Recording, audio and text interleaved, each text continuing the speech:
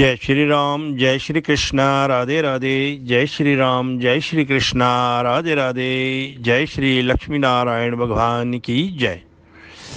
मेरी प्यार भरी राम राम। याद जलालाबाद के मेरे सभी भाई बहनों, दोस्तों, मित्रों, सज्जनों, बंधुओं को राम राम, प्रणाम, नमस्कार। और सबको जय माता दी, जय माता दी। हर श्रीनाथ, हर श्रीनाथ।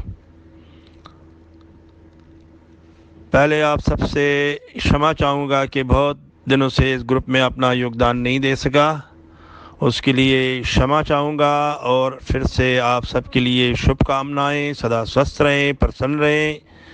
योगदान देने के लिए इस ग्रुप में आप सबका अभिनंदन, धन्यवाद।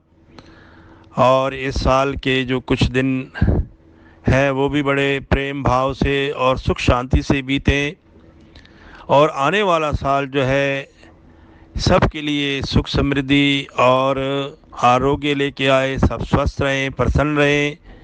और इसी तरह ग्रुप के साथ जुड़े हुए अपना भी ध्यान रखिए, अपने परिवार का भी। और भगवान लक्ष्मी नारायण की सब पर अपार कृपा बनी रहे। और जैसे कि नया साल आने वाला है, नई उमंगों के साथ, नई खुशियों के साथ आए, और सब इसी तरह प्रेम भाव के साथ मिलकर अपना योगदान देते रहें, और प्रेम भाव के साथ हम सब मिलकर अपना जीवन गुजारें। तो आज आप सबके लिए कुछ महापुरुषों के वचन हैं जो उनको मैं आप सबके साथ मिलकर साझा करूंगा, और उनको सुनकर जो हमारे जीवन के लिए हैं वो ऐसी बातें हैं जो हमारे लिए बहुत ही लाभकारी हैं। तो सबसे पहले एक बड़ा सुंदर भाव है जो उसमें आया है कि माता पिता के समान कोई पूज्य नहीं है। माता पिता के समान कोई पूज्य नहीं है।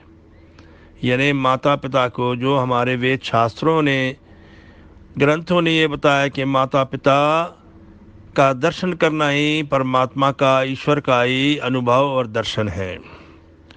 और गुरु के समान कोई देवता नहीं है। उनकी भी श्रेणी ऐसी ही आती है कि गुरु जो ज्ञान देते हैं वही भी जो है गुरु देवता के समान है। ज्ञान के समान कोई उपकारी और मोक्ष से बढ़कर कोई सुख नहीं है। जिसको ज्ञान मिल जाता है तो उसका उपकार जो है, और मोक्ष से बढ़कर कोई सुख नहीं है। जिसी को मोक्ष मिल जाता है, मोक्ष ऐसा होता है, ऐसा भाव है जो कि संसारी पदार्थों के साथ उसका जो है मोह नहीं रहता है। अगर इन मोह से छुटकारा हो जाए तो मनुष्य की मुक्ति हो जाती है जीते जी। तो अंत मानव जीवन जो है उसका परम लक्ष्य क्या है? इंसान जो यहाँ पर आया है, मनुष्य जीव जो संसार में आया है, उसका परम लक्ष्य या उसका टारगेट या उसका जो है सील जो है वो है कि वो मोक्ष की प्राप्ति करे। तो जीवन का मतलब यही है, यानी संसार में रहते हुए बंधनों से मुक्त, मोक्ष का मतलब ये। तो ये एक विचार है जो कि हमारे ग्रंथों में आया है।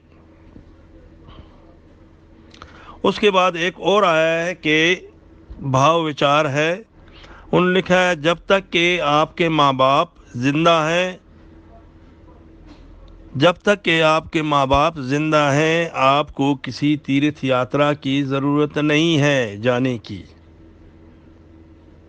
मतलब ये है कि ऐसी जगहों पे जाने की ज़रूरत इसलिए नहीं है कि जब घर में माँ बाप हैं उनकी सेवा की, उन्हीं को जो है मतलब जो भी उनकी इच्छाएं होती हैं वो पूर्ण करें, और जो भी उनको चाहिए जब जवानी में तो क्या बुढ़ापे में उनका जो है ध्यान रखना अपने बड़े बुज़ुर्गों का। तो वो सेवा जब कर लेंगे तो हमें ज़रूरत नहीं है कहीं तीर्थ धामों पे जाने की, क्योंकि पहले बताया गया है कि माता पिता का जो दर्जा है, जो मकाम है, जो जगह है, वो जो है परमात्मा का साक्षात दर्शन है।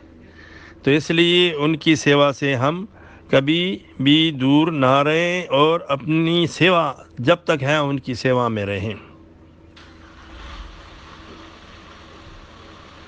और एक विचार और आया है, गालियों का उत्तर मौन से दें।